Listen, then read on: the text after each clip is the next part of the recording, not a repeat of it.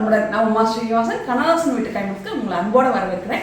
இன்னைக்கு நம்ம பார்க்க போகிறது ஒரு குழம்புங்க. மொச்சை கொட்டை உருளைக்கிழங்கு போட்டு ஒரு குழம்பு தான். நானும் மொச்சை இல்லை, இது அவரைக்காய்க்குள்ளே வருது இல்லை விதை, அது போட்டு ஒரு அவரைக்காய் விதையும் உருளைக்கிழங்கும் போட்டு ஒரு குழம்பு வைக்க போகிறோம். ஆனால் இந்த குழம்பு வந்து அவ்வளோ டேஸ்ட்டாக இருக்கும். இது எப்படி வைக்கிறதுன்னு இப்போ பார்க்கலாம். இப்போ நம்ம பண்ண போகிற குழம்பு பேர் சொல்லிட்டேன். இப்போ இது கடாய் வந்து இண்டஸ்ட்ரியல் வேல்யூ கடாய். ஏன்னா வந்து ஏற்கனவே இது உங்களுக்கு காமிச்சிருக்கேன். இந்த கடாயை ஃபஸ்ட் கிளாஸாக வருதுன்றதால இதில் தான் நான் எல்லாம் பண்ணுறேன். மசாலா பொரியல் இதெல்லாம் ரொம்ப நல்லா வருதுன்றதால. ஆனால் என்னங்க, நீங்கள் எண்ணெய் தேய்ச்சி தான் உள்ளே வைக்கணும். லைட்டாக எண்ணெய் தேய்ச்சி வைக்கணும். எடுக்கும்போது சும்மா ஒரு கழுவிட்டு நம்ம பண்ணிக்கலாம். இப்போ அதில் கொஞ்சம் எண்ணெய் ஊற்றி வச்சுருக்கேன். ஒரு 2 டேபிள் ஸ்பூன் எண்ணெய் ஊற்றி வச்சுருக்கேன். இது பாருங்கள், இதில் சீரகம் 1 ஸ்பூன், மிளகு 1 ஸ்பூன், சோம்பு 1 ஸ்பூன், வரமல்லி 2 ஸ்பூன், இஞ்சி ஒரு சின்ன துண்டு, பச்சை மிளகா 2, வரமிளகா ஒரு 4, வெங்காயம் ஒரே ஒரு வெங்காயம், பூண்டு பல் ஒரு 10 பூண்டு பல், தக்காளி ஒரு 2 சின்ன தக்காளி. இதுதான் நான் எடுத்துகிட்ருக்கேன். இதை இப்போ எல்லாத்தையும் போட்டு வதக்கிக்கலாம்.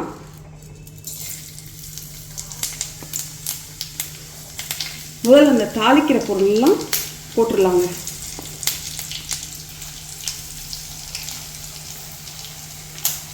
தாளிக்கிற பொருள் போட்டு இதில் இஞ்சி இப்போ இஞ்சிக்கு அப்புறம் பூண்டு, அப்புறம் வெங்காயம், பச்சை மிளகா, வரமிளகா இதெல்லாம் போட்டுடலாங்கன்னா இதை இப்போ கொஞ்சம் நல்லா வதக்கிக்கலாங்க.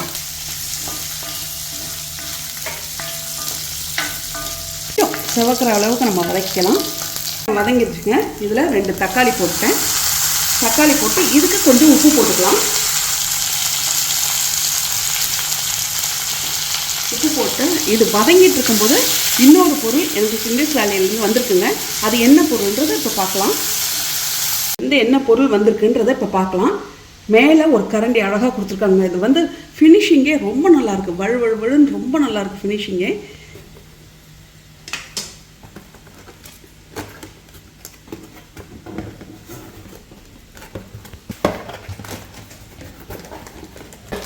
பிரியாணி குழம்புலாம் பண்ணுற மாதிரி ஒரு சில்வர் பாத்திரம், நல்லா வெயிட்டாக இருக்குது. அதில் வந்து தூக்கும்போதே நல்லா தெரியுது, வெயிட்டாக இருக்குது. மூடியோடு இது கொடுத்துருக்காங்க. இப்போ குழம்பு வந்து நான் இதில் தான் வைக்க போகிறேன். அதிலே வச்சிடலாம்னு நினச்சேன். இது வந்து சரி இதில் வச்சிடலாம் குழம்பு அப்படின்னு சொல்லிட்டு இதில் தான் வைக்க போகிறேன். வதக்கிட்டு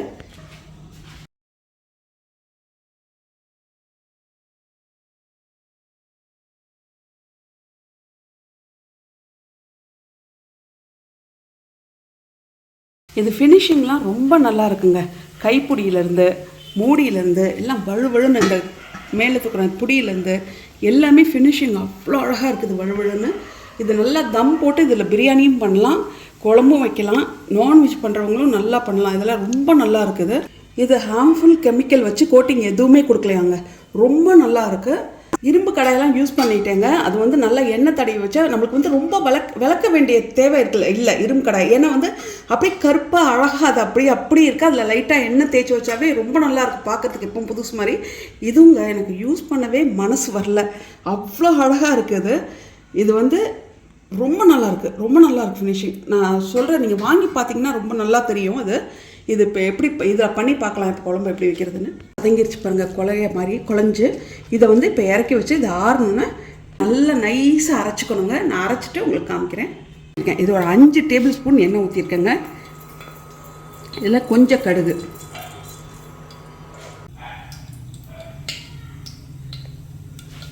வெடிக்கட்டும்.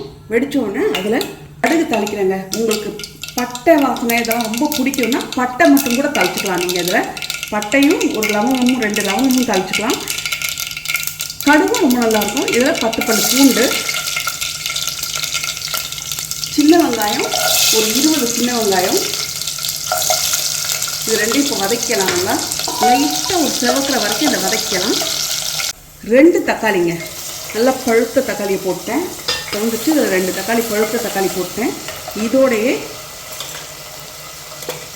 1 ஸ்பூன் மஞ்சள்தூள், மிளகாத்தூள். ஏன்னா மிளகா அரைச்சிருக்கோம், பச்சை மிளகா வரமிளகாலாம். மிளகாத்தூள் 1 ஸ்பூன். இது நல்லா அந்த தக்காளி குழையிற அளவுக்கு வதக்கிடலாம். நல்லா குழஞ்ச உடனே இப்போ பாருங்கள் நம்ம அரைச்சி வச்சுருக்குது வழுவழுன்னு அரைச்சி வச்சுருக்கேன் எல்லாத்தையும் நம்ம வதக்குனது. நல்லா இதை அரைச்சதை வந்து அழிச்சு போட்டு இதில் நல்லா தண்ணி ஊற்றி கலக்கியும் போட்டுடலாங்க. இதை போட்டு வதக்கிட்டு இதில் நம்ம கொஞ்சம் இந்த மிக்ஸி கழுவுன தண்ணியை ஊற்றிக்கலாம். வதக்கிட்டுங்க மிக்ஸி கழுவுன தண்ணியை ஊற்றிட்டேன். இது ஒரு கொதி வரட்டும்.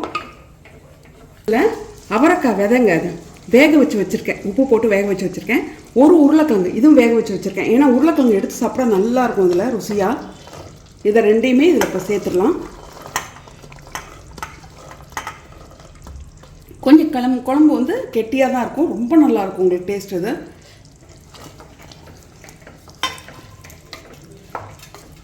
இன்னும் கொஞ்சம் தண்ணி ஊற்றிக்கலாம்.